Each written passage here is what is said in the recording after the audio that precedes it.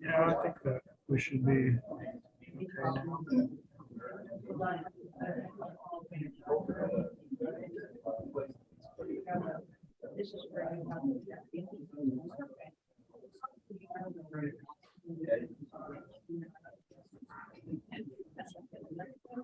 Sure. I mean, about 8 years later, and I said, I'm just a minute, it's in here. Oh, I yeah. So make sure clicker's gonna work okay still. Yeah, you're good there. All right, morning, everybody. Thank you for your patience. Sorry about the little delay there. We had a little technical issue there, so I think we're good now. But if you don't know by now, my name is Brad. I'm the education manager, volunteer coordinator here at the museum. So I'm excited that you guys are here today. How about this cold weather? Who's liking the weather out there? You people do. If you like the cold, this is your time. So boy, it sure did get cold on us in a hurry. We would like to thank our sponsor, the Spice Merchant, who donates 1 pound of coffee every month to this event. And today's coffee is Jamaican Me Crazy. Hope you do enjoy it. Next month's coffee speaker will be our very own Director of Development and Visitor Services, Danielle Wetzel, with a talk called Color Theory, a presentation on the color wheel and the historical application of color mixing and combining specific colors for visual effects. And that presentation will be on December the 15th at 9 a.m. Today, we have Larry Menestrina with a talk called Another Time, Another Place, Memories from World War II and Beyond. Larry went to Purdue University, where he studied aviation technology and engineering. In 1979, he drove to Wichita, Kansas, and got an engineering job with Cessna Aircraft Company. After several years with Cessna, he moved on to Boeing, where he worked on the presidential airplane Air Force One from 1986 to 1992. He went back to Cessna and Beechcraft, which eventually became Textron Aviation. After 40 wonderful years working in aircraft engineering, he retired in February of 2019, and he then got his Kansas substitute teacher's license, and he now is a substitute teacher for the Wichita Catholic Diocese Schools. Larry Menestrina has worked with the Museum of World Treasures since 2002. He helped develop and create the original World War I and II museum exhibits. Several of his uniforms and military artifacts are included in both these galleries. So we're really excited to have Larry here today to share with us. And we certainly do appreciate his contributions to the museum throughout the years. So please join me in welcoming Larry Menestrina. Thank you, Brad. Yeah, I've been affiliated with the Museum of World Treasures since about 2002. I met Dr. John Kardetsky, the founder, at the Garvey Center. He had a display of ancient artifacts. That was his real specialty. For those of you that don't know, probably do, but Dr. John Kardetsky is the founder of this museum. And I introduced myself and I told him I was from Anderson, Indiana. And he looked at me with wide open eyes and he said, I'm from Anderson, Indiana. And I thought, oh my gosh. So he went to Anderson College, which was affiliated with the Church of God. And we just hit it off. And when he moved over here in about 2003 or 4, I went ahead and came over with him. He wanted me to bring some of my military artifacts. He expanded the museum to beyond ancients, to military stuff. And myself with several of my military club members, we basically created the World War I and II exhibit that you see downstairs, that Arc de Triomphe. We built that. We took paint and a sponge to make the brick effect and everything. So I've had a lot of wonderful memories and time here at the museum. So my presentation today is Memories from World War II and Beyond. It's about a story of my family, both my mother's side My mother was a German girl, born in Romania. I know that sounds a little confusing, but the Germans settled many of the emperor and monarchy in the 19th century, encouraged Germans to settle in the old Austro-Hungarian Empire. And so my mom's German family settled in Romania, which is called in a province called Bukovina. So my grandmother's maiden name was Schaffhauser, my mother was Mitzi, and my Uncle Bruno.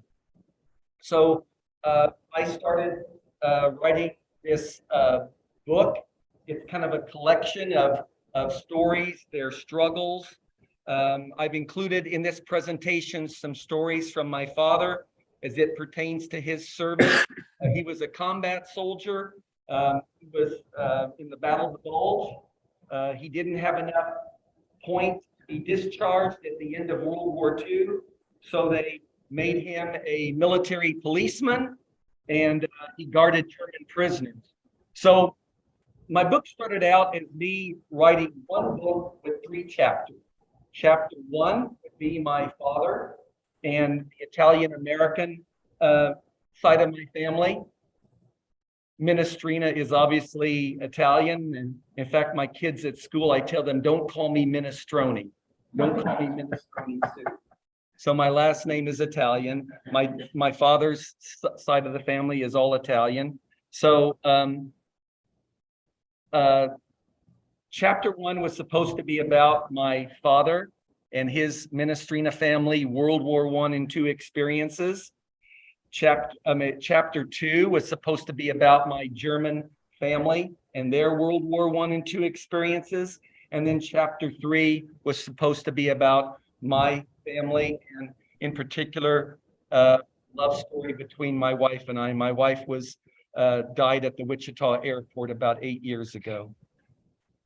So this is volume 2. So what happened is that as I started to develop these so-called chapters, they turned out to be like 190, 200 pages long. And I said, that's way too big. So what I did is I split the book up into a trilogy. So volume 1 is of my dad and his family. Volume 2 is about my grandmother and my mom's family. And then volume 3, as I said, will be about my own family. So I've kind of finished the rough drafts of volume 1 and 2, but I haven't gone ahead and started volume 3 yet. And it took me quite a bit of time. I was an engineer at Textron, and I had my family, and I wanted to devote time to them. So to sit down and write, I maybe would start writing in May, and then 5 months later, pick up again. And then, of course, when my wife died, it really set me back. So my love and interest in my German family's history began as a young boy. I was interested in World War I and II stories. This is my German grandmother. So we lived in Indiana, and every summer we would drive to upper state New York, and I would visit my grandmother, and I was fascinated by her stories. So we would go there, we would go ahead and eat dinner. My mom and dad would clean the kitchen up, and I would sit down with Grandma at the dining room table, and I would say, Grandma, tell me about the war. And she would sit down, and she had this little wooden wine box. And the wine box was full of photographs and documents and telegrams. And being from the Catholic faith, when a Catholic soldier dies, the family normally puts together a little soldier holy card. So my mother had cousins who died during the war, and I found those. And every time I went to visit her, I would say, Grandma, can I have this? Can I have that? And she would say, sure, that's okay. So one time I showed my mom. I said, Mom, look what Grandma gave me. And she would say, don't take those pictures away. Those belong to your grandma. I thought, whoa, forget that. So every time I asked Grandma for something, she would give it to me and I would put it under the sofa and hide it. And then when we got into the car to go back to Indiana, I would grab it, but I never told my mom. And in 10 years' time, I basically had the whole wooden box. And I'm glad that I did, because my grandmother, as she got old, she moved from New York and stayed with my mom and dad for the last 3 years of her life. They cleaned out a lot of stuff, and chances are those photographs and precious documents would have been taken.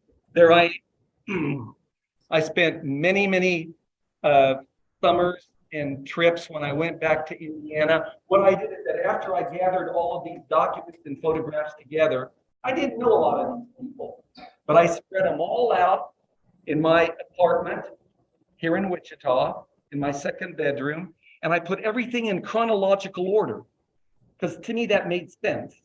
Put everything in chronological order. I don't know who these people are, and I mounted all these photographs using page protectors, photo protectors in 4 3-ring binder notebooks. And every time I would go to Indiana or to New York, I would pack up all of my notebooks, take some sticky pads, and I would say, Grandma, who's that? Mom, who's that? Who's this? Who's that?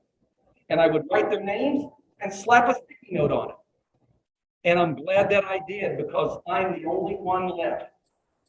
I'm the only one left. My mom's gone, my dad, my Uncle Bruno, of course, my grandmother. And so I'm glad that I went ahead and did that. So I spent many hours going through documents and identifying things that were done. Among the documents that I found was this little sheet of paper. It was a handwritten note that my grandmother put together when she visited the American Embassy in Salzburg, Austria in November of 1949. The American consulate wanted to know where she had lived during World War II. And be specific, Julia. Tell us the name of the village or the town and the dates when you were there and when you left. So this little piece of paper, it's very fragile, and I do have it. This little piece of paper indicated the 3 villages and towns that my grandmother, my German family lived in, and the exact dates that they were there. So like the first one is from 12 December 40, they were in Gura Hamora, Romania. And then Hitler proposed a resettlement plan. He said, any Germans living outside the boundaries of the German Reich, we invite you to come. They termed those Germans Volksdeutschers. So a Volksdeutscher is an ethnic German who lived outside the boundaries of the German Reich, and Hitler invited them back into the new German Reich. And so in 39-40, my grandfather Carl thought, hey, this might be a good idea, because war was looming.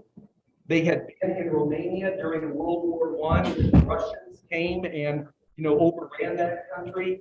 So they thought they would be more protected if they would move within the German Reich. So they left Gura Hamora, Romania in 1940. They went to Austria from December of 40 to August of 41.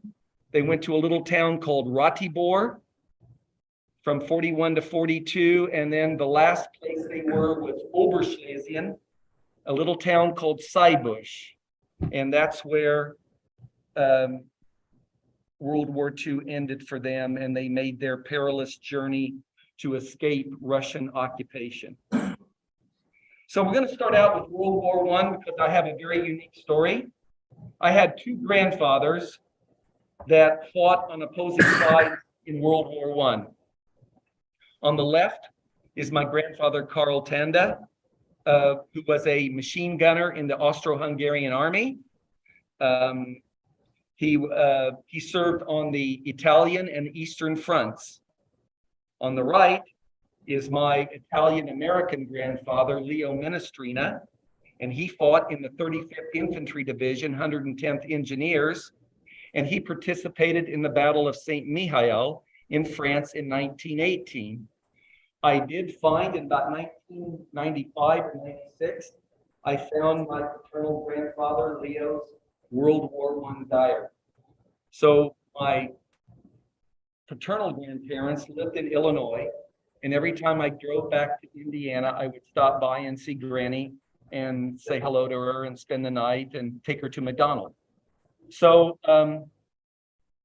of course, every time I went to my grandmother's, I would rumble around in their drawers and look for old stuff.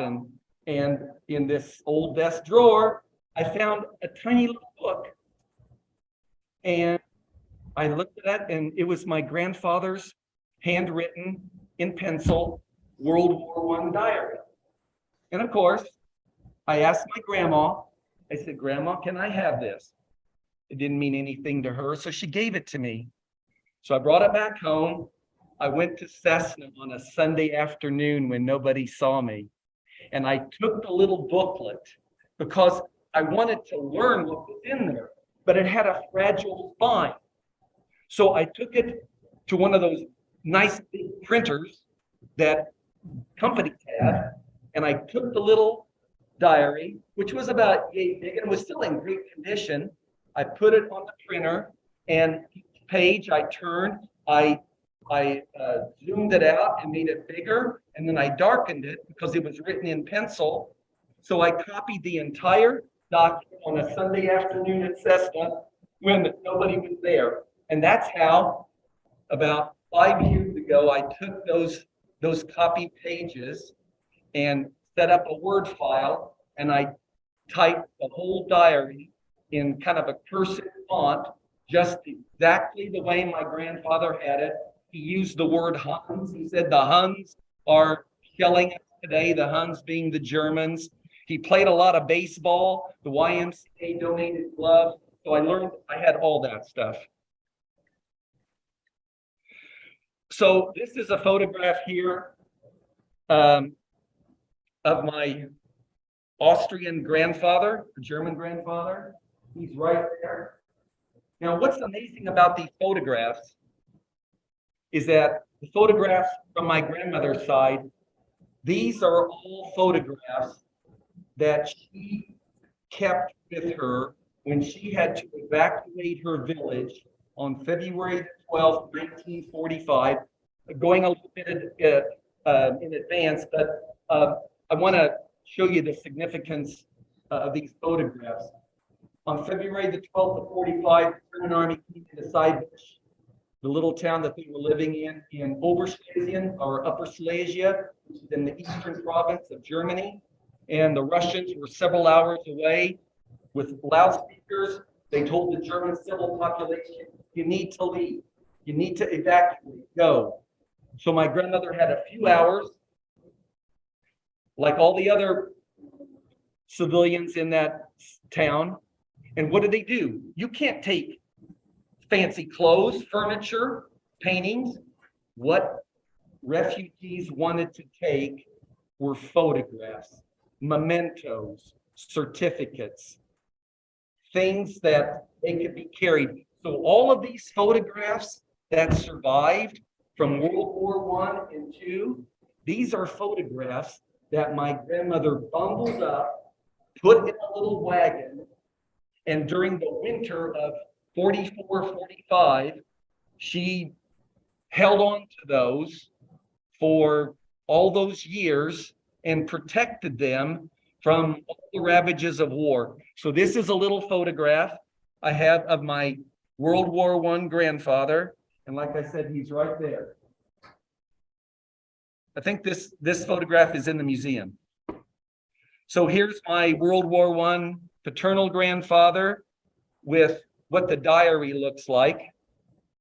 He was a very tall man. In 1918, he was 6 foot 1 inch. That's pretty tall for a 1918 man. Now, the 35th Infantry Division, by the way, was Missouri and Kansas National Guard. So my grandfather and my Italian-American family, they lived in St. Louis at the time. That's why he would have been recruited or drafted into the 35th, and he was living in that Italian section of St. Louis. So now we move on from World War I into World War II and the Carl Tanda family. Carl Tanda was the name of my grandfather, my German grandfather. Years of resettlement, war, struggle. And this is, I really focused on Mitzi, my mother, and my Uncle Bruno, who was like an older brother to me.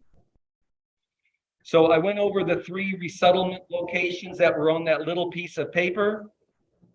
So this is a photo of my mother, Mitzi, on the left. This is her first Holy Communion picture, and Bruno taken on the right. This was in Gura, which is the town that they lived in the province of Bukovina in Romania. I apologize for the confusion. So Gura is the town, Bukovina is the province, like a state, and Romania is the country. So if you were a German living in Bukovina, you would be called in German a Buchenland Deutscher.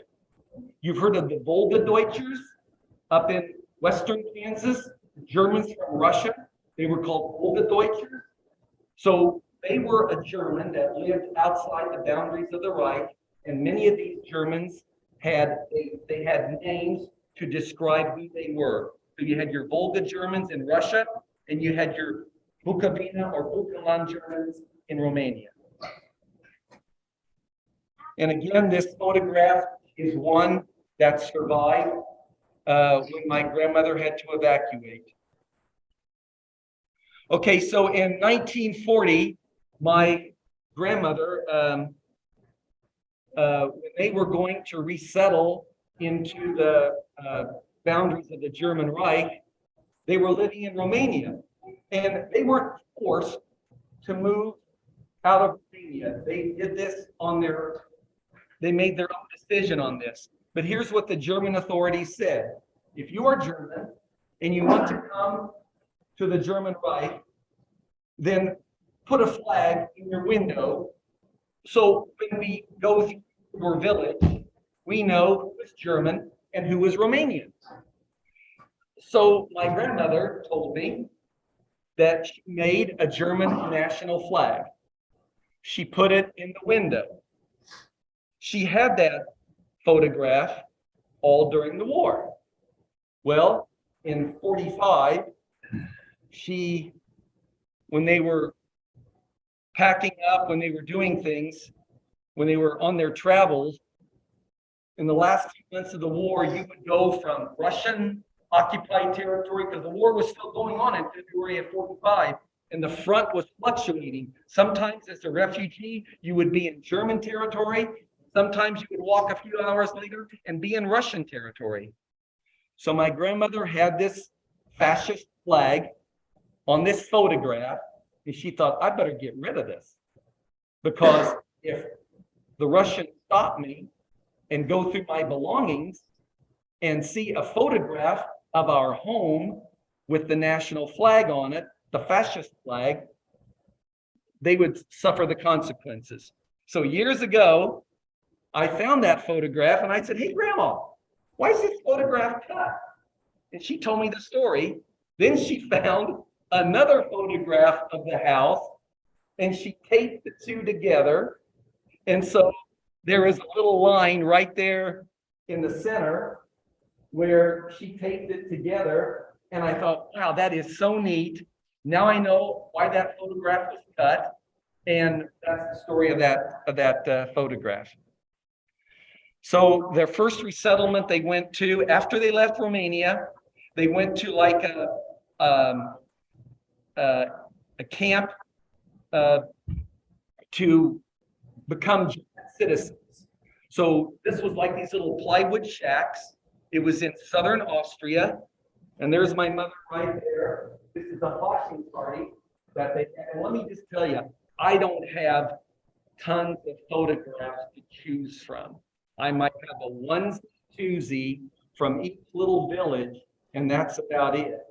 So what I did do, and this is later on in the presentation, when I talk about their evacuation and their fleeing the Russian army and their refugees, I went to the German Bundesarchive and I got some refugee photographs to show what my grandmother and her family went through. So to find a photograph like this, I don't know who had a camera, but this is a group of German children.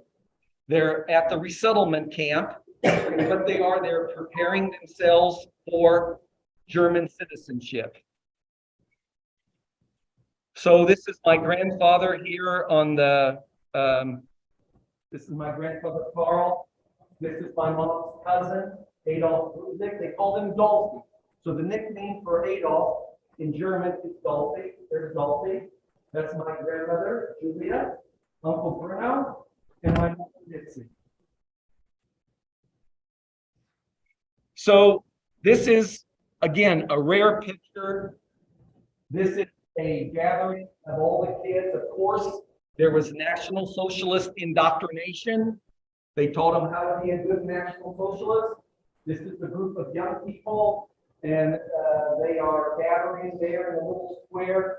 You can see little plywood houses that they lived in. This is in a really beautiful part of southern Austria. So now we go to one of the organizations that my mother was involved in. It was called the Bund Deutscher Mädel, or the League of German Girls, and it was for girls ages 15 to 21. They had a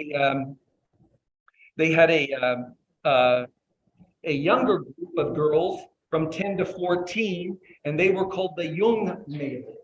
So my mother was in that organization. I have a uniform right over there that I'll show you later. It's not hers. She wasn't really involved in that very much, but what they do is that the girls participated in sporting events, camping, they studied nursing, needlework, domestic science, and function of the family. So back in the 1990s, there was a British author. His name was Philip Baker. He wrote a 3-volume work dealing with various aspects of the Hitler Youth and the BDM. And in his 3rd volume, I used to see him at military collector shows. He was a very renowned historian from the UK. And he put together these 3 books. And he was fascinated with my mother and German family story. And he used part of her story, my mother's story, in his 3rd volume book, Youth Led by You. And so I was really proud to have helped him in doing all of that. So here's what that little BDM uniform looked like. It was like brown suede. It was called a Kleiderjacke, and it was the standard uniform worn by the BDM girls with a little neckerchief and a white blouse. I found this uniform. I had a buddy of mine. He was an occupation soldier after World War II, so he served like from 46 to 50, and he was a good friend of mine. His name was Bob Myers. And he collected military stuff. And in his basement, he had that little girl's uniform hanging up on a hanger. I said, Bob, where did you get that? He said, oh, when I was in occupation Germany, I found it and I picked it up. And I said, what are you going to do with it? And I said, I'd like that because my mom was in that organization. So I think he gave it to, he sold it to me for like $25 or $30. And I was really happy to get that because I am a collector and a historian.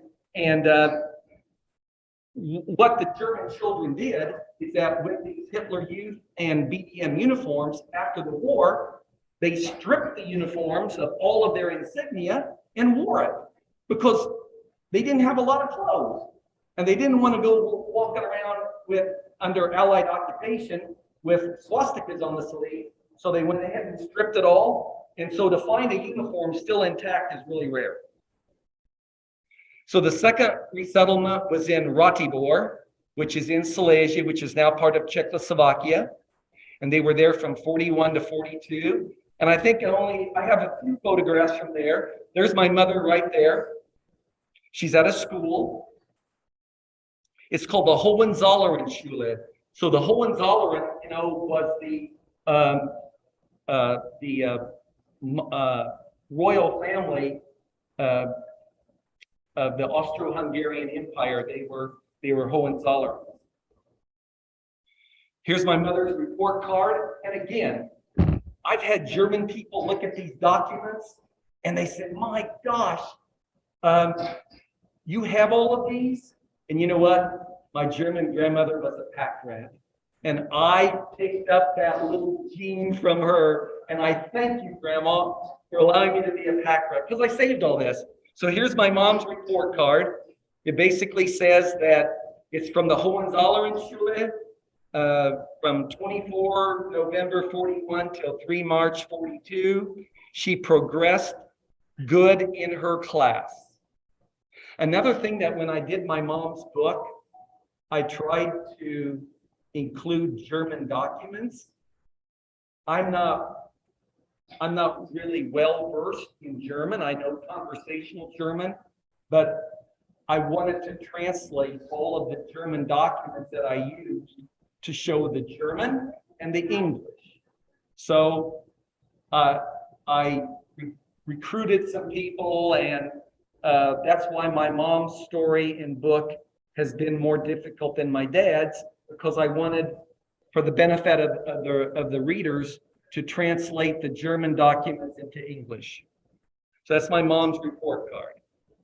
So this is the third and final resettlement location. It was in Seibusch, which is in Upper Silesia, which is called Oberschlesien.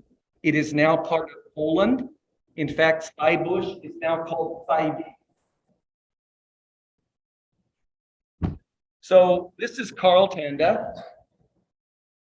And the story is that my grandfather, after this third relocation, he suffered from migraine headaches.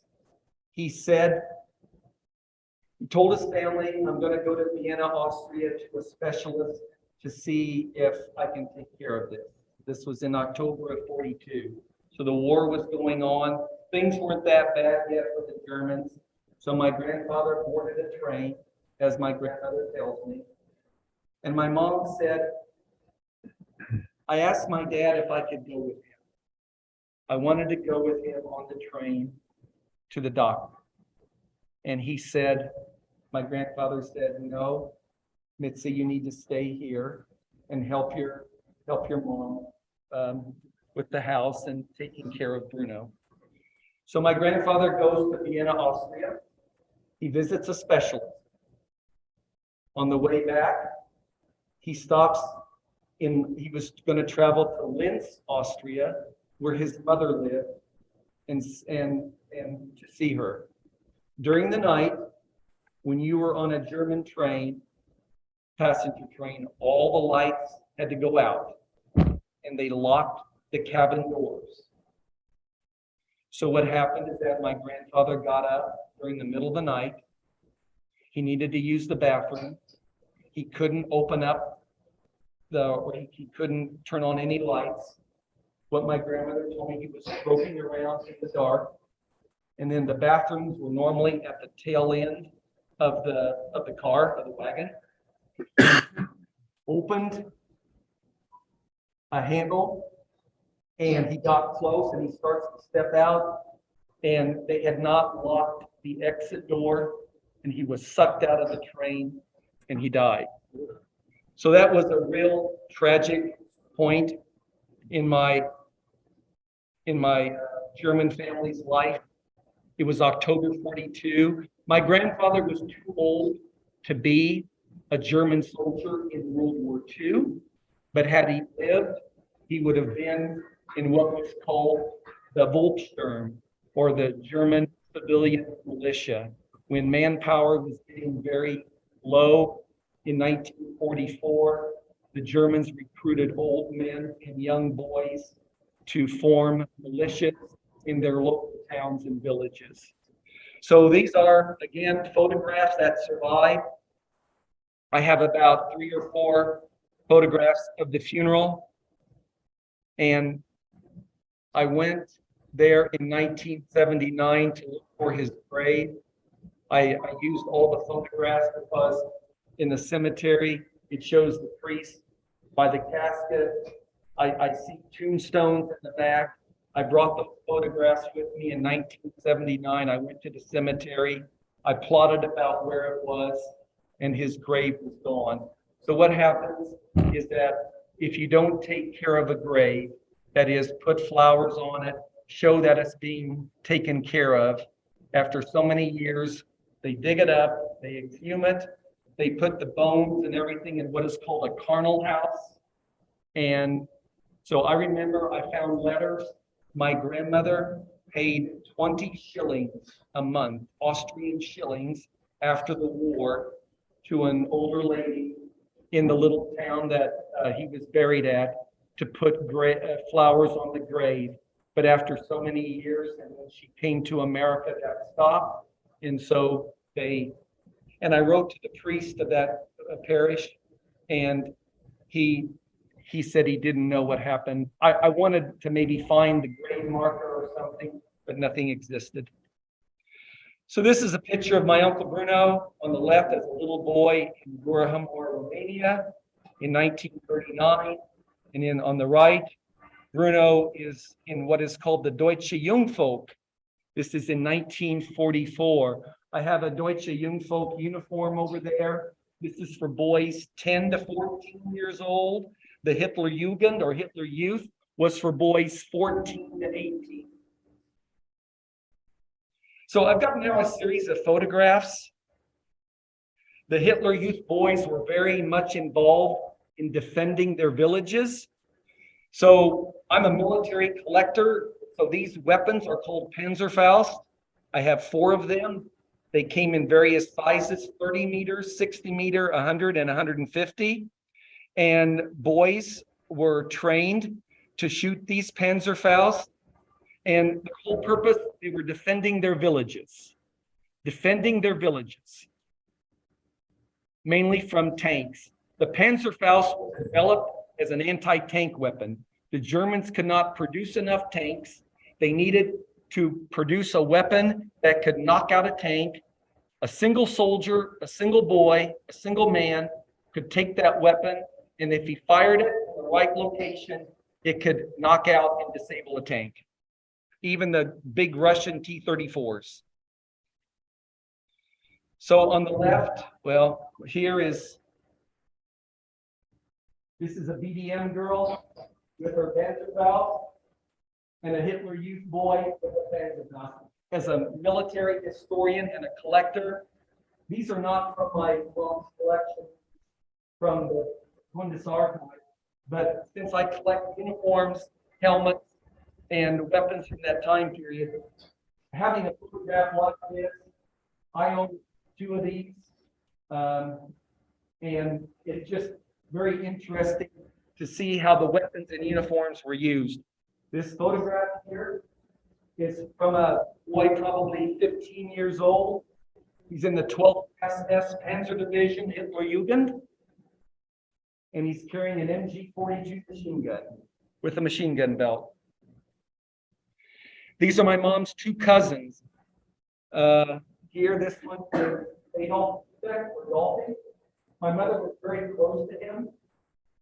And over here is his brother, his brother Irvin. So Irvin was a German paratrooper. I found documentation. He took his paratrooper training in Lyon, France. I wrote to the German archives about Dolphy Buzek. He was in, for a while, for about a year, he was in the German division called the Brandenburg. The Brandenburg was like our OSS. It was a group of German soldiers that knew foreign languages. Well, My mom's cousin, Dolphy, they were also Bukovina Germans from Romania. So they knew the Romanian language. They were born in Romania. So Brandenburg recruited them, and he worked at your headquarters in Bucharest for 1 year. He was killed January the 12th, 1944 in Nikopol, Russia. The other cousin, Irvin, he was in a POW camp in France for 5 years. He was released, got an ear infection, and he died shortly after. So this is the last photograph taken. Dolphy he had a furlough in Christmas 1943. And after he visited his mom and dad in Linz, Austria, he made his way back to the front, and he stopped at my mom's place, and Dolphy is there, and my mother is here. And my mom told me that when she saw Dolphy that time, he said, this will probably be the last. He told her that he had a dream, and in that dream, he lost his life in Russia. And he more or less told her that this would be the last time that he would see her. And he died 2 weeks later in Nikopol, which was really Ukraine, which was part of the USSR. He was a motorcycle courier, so he would take documents and important papers from one field headquarters to another. And the story has it because I wrote to the German archives. I have all of his service records. He was killed by a sniper, and he was in a field hospital, and he's buried in Nikopol, Russia. Here he is, being an airplane guy. This is a Storch airplane. Germans used that as a reconnaissance airplane. This was in the winter of 42, 43.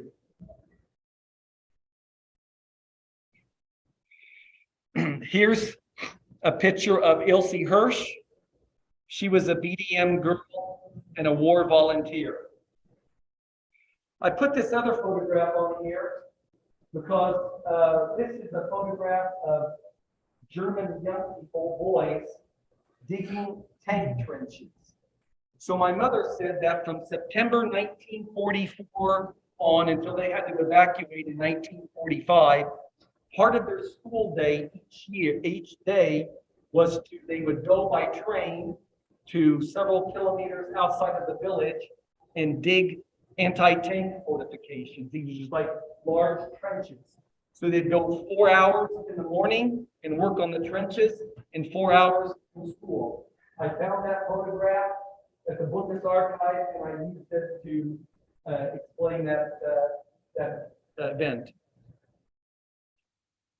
Here's another group of German young people fighting for their towns and villages. You can see here, these are boys, probably 14 years old. And let me tell you, it just wasn't the boys.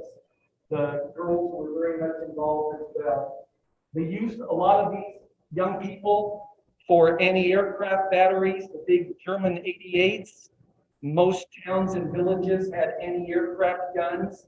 And the kids they learned. And when they heard the sirens, they jumped on their bicycles and went to their designated locations. You can see these are pretty young boys here, but they've got the German uniform on, and they're probably using to defend their villages.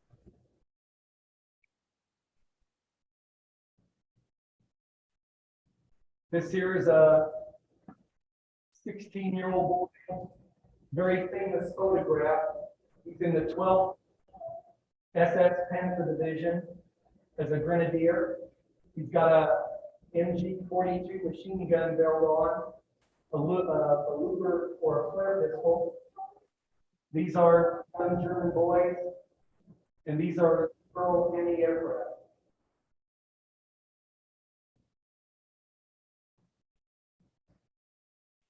The story behind this picture is that these are two boys that have just been captured in France. They were with the 12th SS. So, talked about my mother's side of the family, so now I move on just briefly to my father's side of the family. So this is what was happening with my dad. This is my dad, Harry. And this is a graduation picture of him in the spring of 42. He graduated from Carl, Illinois. And this represents thousands and millions of young American boys. There was that famous movie, I like it, I haven't seen it for a long time. It's called The Summer of 42. Some of you may have heard it or have seen it. So my dad, small town boy, Carlisle, Illinois, probably no bigger than Valley Center. He graduates, and then what a transition from high school to soldier. So these are photographs that my dad had. He had an old box camera, and I did the same thing with my dad. I found all of his old photographs. I started collecting them. And I think going over World War II with my mom and dad and my family really bonded us together. I wasn't always real close with my mom and dad during my growing up years. I was kind of a rowdy, mean boy. And I used to talk back and be mean.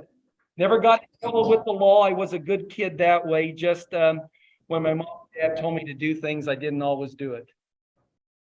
But I loved my parents dearly, and we became so close when and when my dad saw me have an interest in it, he really opened up and talked to me about it.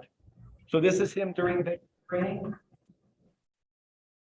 So my dad was, when he started out in the Army, they trained him to be ordnance.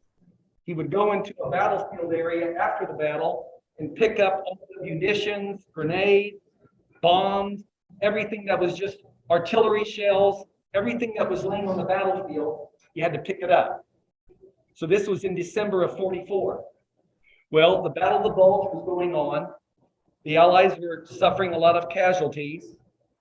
So my dad told me, he said, they went up to him and said, Harry, how would you like to be an infantry soldier?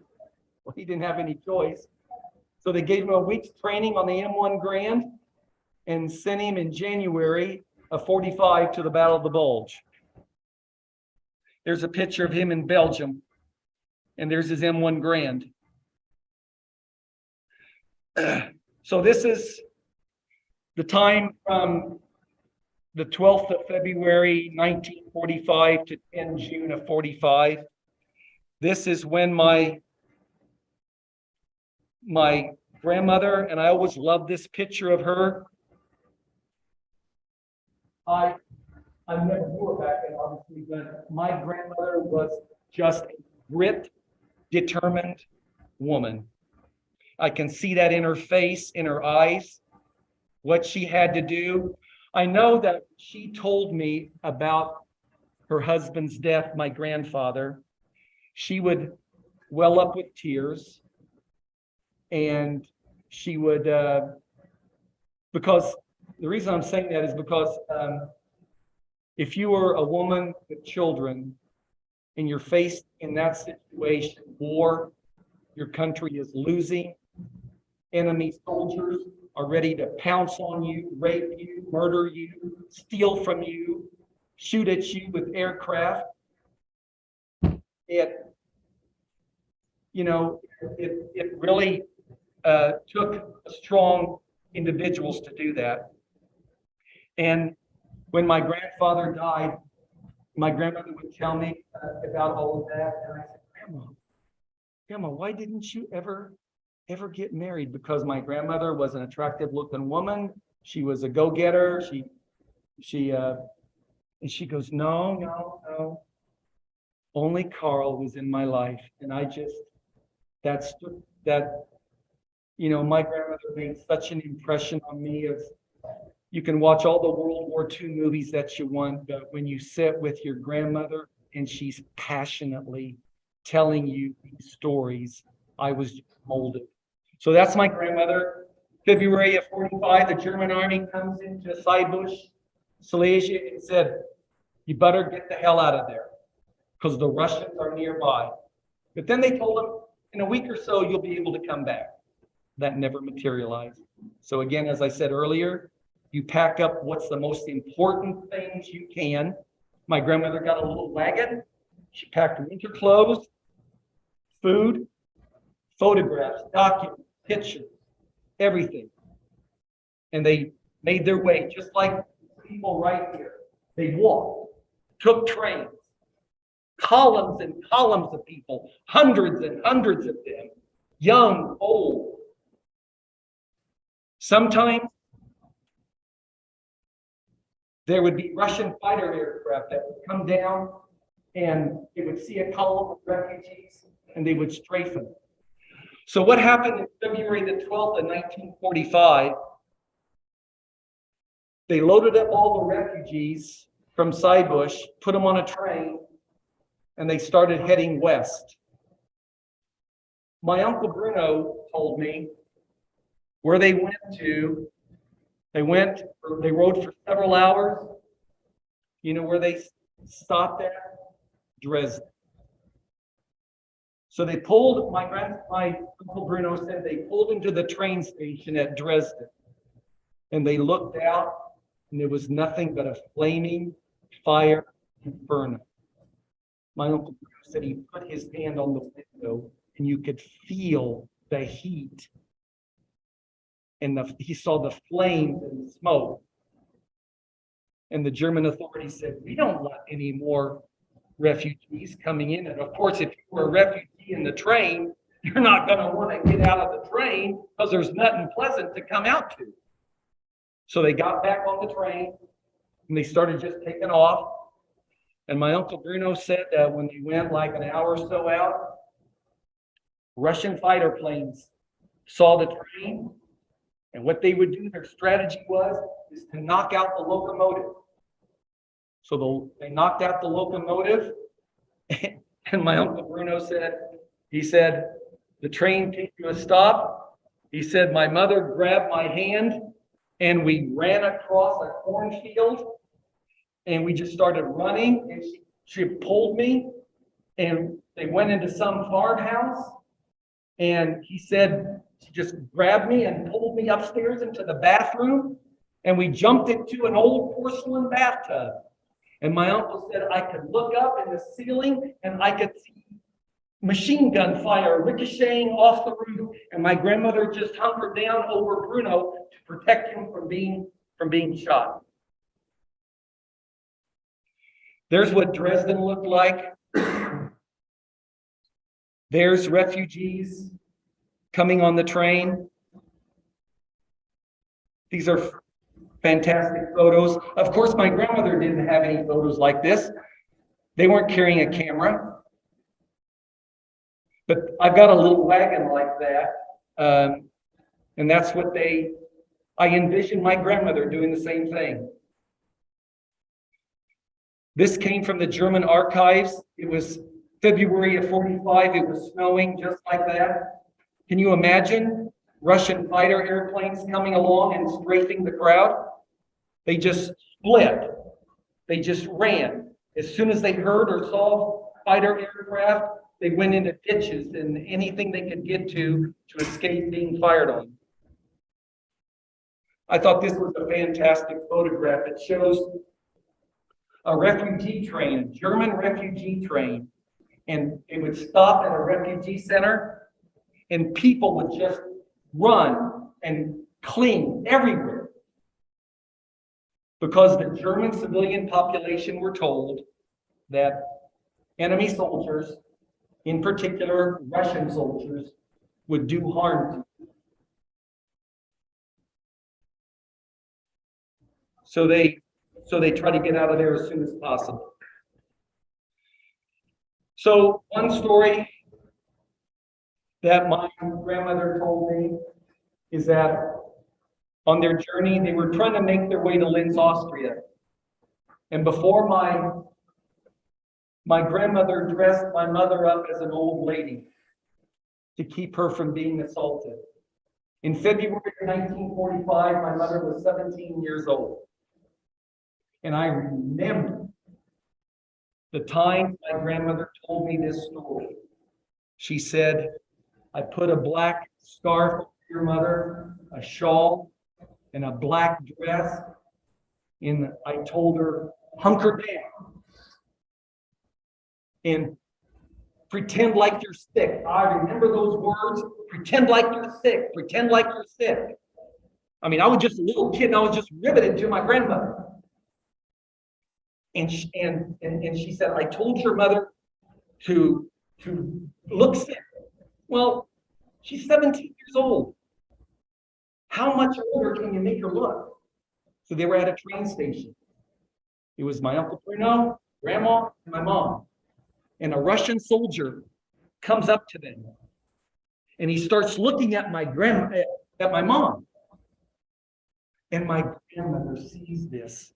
And she says, in German, part German, part Russian, bitte, bitte, please, please, leave the old lady alone. She's not feeling well. And I remember vividly in my mind, my grandmother telling me this story, please, please, leave the old lady alone. And my mother said that the Russian soldier kept trying to look at her face because she had a scarf over it as much as she could.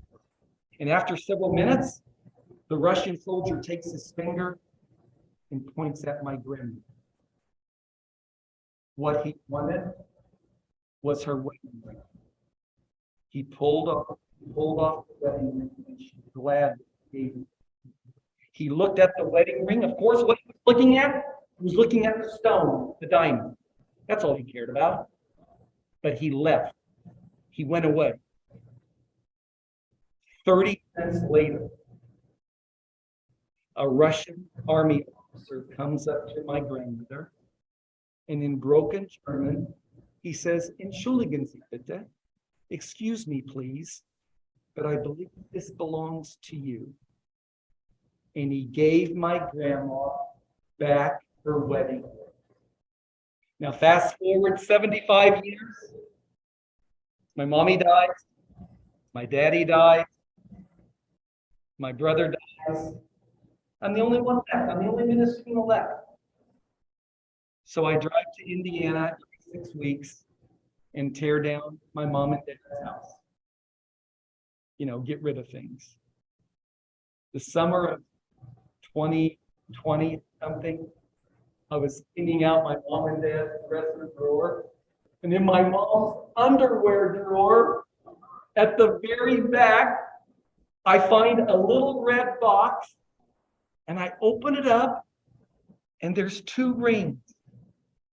And there they are right there. This one is the wedding ring. And there's no diamond. Because what happened? I believe that my grandmother pawned the diamond during the time they were living in a displaced person camp in Austria because they needed money. So they went ahead and she probably pawned the diamond, the stone, but she kept the ring. And then I remember that was my grandmother's birthstone ring. So I happened to find all of those, and those are precious artifacts. I always asked my mom and dad where those were. Nobody knew. Well, they had to die for me to go ahead and find them. All right, I thought this was a neat picture. Here's a German girl defiantly keeping her bicycle, Joe. Keeping her bicycle. And I presume it's a Russian soldier or a partisan trying to take it away from her. Now, I would love to know the sequence. I admire that German girl because you can see everybody there is like, uh-oh, what's going to happen? But she's more or less saying, this is my bicycle and you're not going to take it. What do you think of that? So then the war ends in Europe on May the 8th of 45. And so my grandmother, Uncle Bruno, and Mitzi make their way to Linz, Austria. They went to Linz, Austria because that's where they had family. That's where they had family. And the Danube River separates North and South Linz, Austria. And so they were in the Russian zone. And they didn't want to stay in the Russian zone. So my grandmother made several attempts to cross the Danube River Bridge to get to the American side. And every time she did, an American military policeman would stop them and say, "Halt, let me see your papers." So my grandmother reaches in for her Ausweis, or her identification papers, and it showed German aus Romania. German from Romania. Well, according to the Yalta Agreement, if you were a refugee, a displaced person from Eastern Europe, you needed to stay there. Basically, stay there under Soviet occupation. Well, my grandmother didn't want to have it for that. So she made other attempts at different locations. Finally, she went to the bridge with her two children. The military policeman said, "Halt." This time, she reached into her little wagon and she pulled out another document. She pulled out her marriage certificate. And she showed it to the military policeman and said, "Julia Tanda, Juliana Schaffhauser, Carl Tanda were married at St. Michael's Church in Brooklyn, New York on February the 14th, 1926. The military policeman looked at the certificate, he smiled, and let them on through. They were now in the American sector. So what do they do? And then so there's a picture of them there, and I got that certificate. I still have it. So here's a picture of my mom. She was, so what happened is that my grandmother, my mom, and my Uncle Bruno lived in a DP camp. This was a displaced persons camp. And I like to tell this story in lieu of all the illegal immigration. My grandmother and mom and Uncle Bruno were in this displaced person camp. They wanted to eventually come to America. My grandmother and mom washed and ironed the clothes of American soldiers for 5 years to earn enough money to come over here in January of 1950. They earned their way to come over here. This is the identification card that was written in the 4 power languages. I'm surprised that my grandmother kept this, but somebody said, "Your mom doesn't look real happy in that photograph." And somebody said she was probably, they were Germans, they lost the war, they didn't like it that they lost. He said she was probably getting photographed by a military policeman and didn't like it. This is my grandmother, and this was her displaced person identification card. It's what I like about it from a grandson point of view. It's an ex-enemy. My grandma, the ex-enemy. DP identification card. I thought that was really neat. So this is what the DP camp looked like. They were like little plywood shacks. They were pretty good. This was in Linz, Austria. This is my mom. This is my mom here. My grandma, my Uncle Bruno. My mom fraternized with GIs. I didn't pursue this too much as a kid because obviously my mom was happily married. I'm not going to say, "Mom, tell me about your GI boyfriends in Linz, Austria," in front of my dad. But I did find this card here. This was probably a boyfriend, and he wrote to Mitzi. His name, I think, was, I have it here. His name was like Sal or something like this. And there's my mom and her cousin. And let me just tell you, the fraternization, the GIs would bring them cigarettes. My mom started smoking when she was in the DP camp. She said, I learned to smoke and chew gum in the DP camp. So they would bring them chocolates, cigarettes, junk like that. So after the war, my dad didn't have enough points to be discharged, so they made him a military policeman, guarding German POWs. There he is. I love that picture. It's a classic. I'm not trying to boast, but my dad looks a little bit like Elvis Presley. That's a World War II Harley Davidson. I just love that photograph. So my grandmother, my mom, and them, they come over on the SS America in January of 1950. For a German to come to America after the war, you had to have a sponsor. My grandmother's brother, his name was Ignaz. Well, always a strange name. Ignaz. He came over after World War I, and he was a baker in New York City. And my grandmother wrote to him and he said, yes, Julia, I will sponsor you. Sponsoring means when a German came to America in 1950 or from 45, 52, something like that. So as you would not be dependent on the government for welfare, you had to have a family member or a friend that would provide for you until you could get a job, make money, and earn your own living. So when the Korean War broke out, my dad was a reservist in the U.S. Army, and they called him up. They tried not to send World War II soldiers to active duty in the Korean War. So they said, Harry, we're going to make you a military policeman, but we're going to send you to West Point Military Academy. So my mom and my grandmother, my Uncle Bruno, when they came to America, they lived in New York. They lived in a little village on the Hudson River, about 12 miles from West Point. So my dad was stationed as a military policeman, and that's that same uniform there.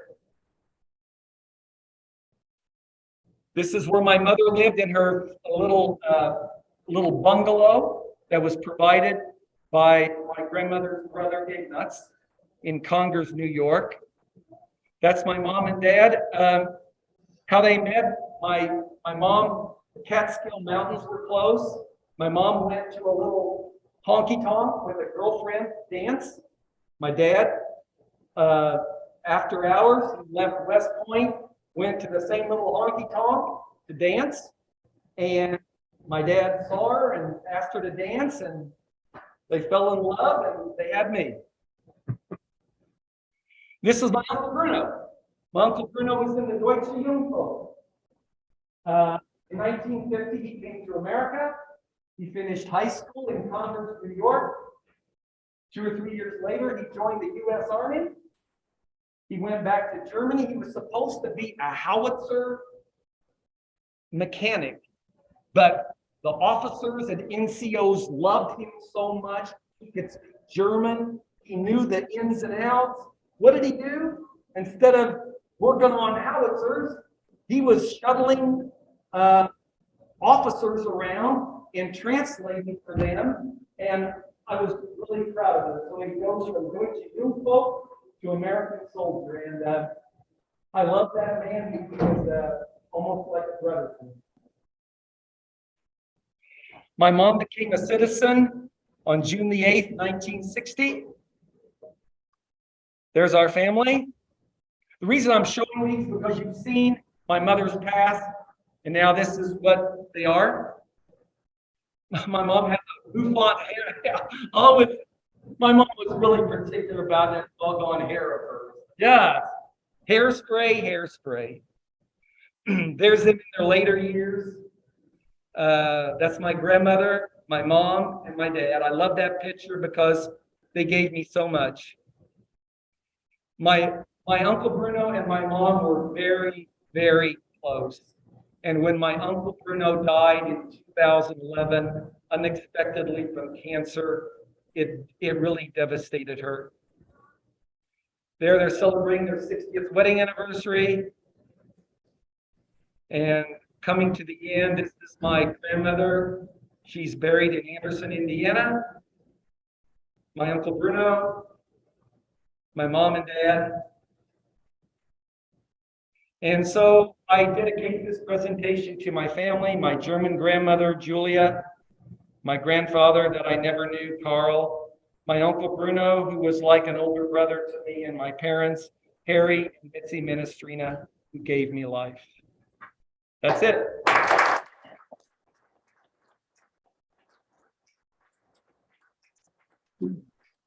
I'll just briefly go over some of these artifacts. So this is a Deutsche uniform. Again, I am a collector. I've been doing this for 50 years. My specialty is uniforms, helmets, and headgear. So to find one of these with all the insignia, I didn't sew anything on. It didn't come with a neckerchief. You have to kind of put that together. But for something like that to survive, I got the piece to it. They wore like little black corduroy pants. This is the cap that would go with it. This is the little girl's BDM Lederjacke. I found this in the basement of an American GI. What is unique is that it's got the little Edelweiss flower that was only worn by Austrian girls. So if you were Austrian or not German, and since my mother, she claimed Austrian, she would have worn something like that. But this Edelweiss flower was only worn by Austrian girls in the BDM. Soviet model 1940 helmet. These are very rare to come by. Why? Because GIs didn't come into contact with American soldiers that much. And also, the Russians continued to wear their same World War II stuff all the way up into the late 50s. This here is a German model 1940 helmet, in really excellent condition. Our own American military, back in the 1980s, adopted this style of helmet. And sometimes, if you've heard of the Fritz helmet is the German style helmet. Design-wise, it was a really good design. Here is the ring, and in the original box, found in my mother's underwear drawer. This is my dad's uniform. This patch here, that's the West Point Military Academy patch. These are my two grandfathers, Leo and Carl. German helmet. 30th Division helmet. This is one of the notebooks that's got all the stuff that I put together. I scan, I scan, I scan. I translate, I scan. Now that I'm retired, I have a little more time to do this. But that's everything. I enjoy being here, and I have some questions or something. Anybody have any questions? I just have a statement, Sherry. I was looking forward to this topic, particularly because what happened to Germany, we will see documentaries on TV about the kind of stuff you showed today. That's not well known to the American public, or main public. So I appreciated that, but I particularly appreciated personalizing for your own family. What is motivating to picture somebody doing something? Your own family, their own experience goes on your mother's side of it. That really makes it a wonderful presentation. Thank you, sir. Thank you.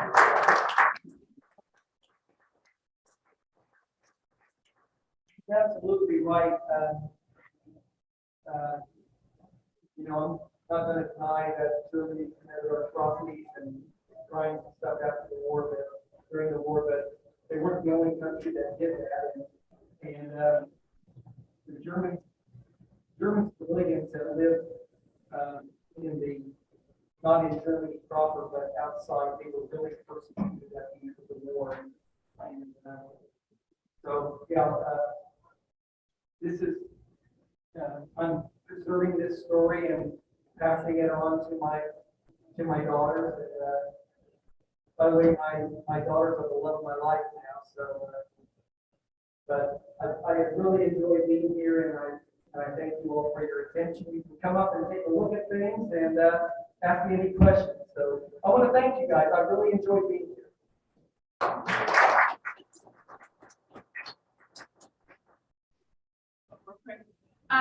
Just one real quick, one more thing. If any of you guys are members, I know y'all are always watching for sales and things, or if you're thinking about getting a membership on Black Friday through that Sunday, memberships are going to be 35% off. So if you're needing to review or if you want to get one, always like to tell you all about that. Is the day of giving you somewhere at? That's the Tuesday after. So that's Giving Tuesday. And take a good look. Yeah. I Yeah, can't no, ask, that's I okay. can't ask you the same question, but I forget. Oh, no, that's okay. I'll definitely send you others. So, yeah. Just one more thing real quick. Eddie! You can stop by the front desk on your way out and I will snap it and check people in this morning. So make sure everybody got checked in. So thank you. Thanks for coming. We'll see you next month. Sorry.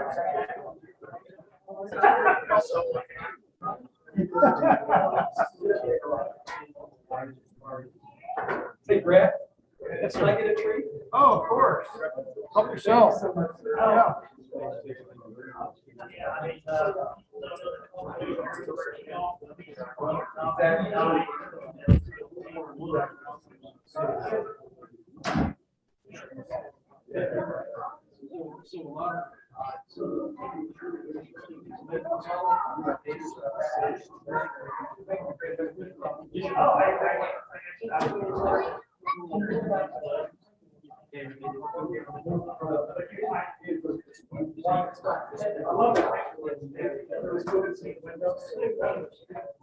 Well, the background on the way, right? So much. Yeah. So I can make it here. Yes. I know Eric really well. He's a German reenactor. I don't get into, I used to get into reenactors quite a bit because I played the accordion and they wanted me to do. They got a big, event coming up this weekend in Peru, which is near Sedan. Yeah.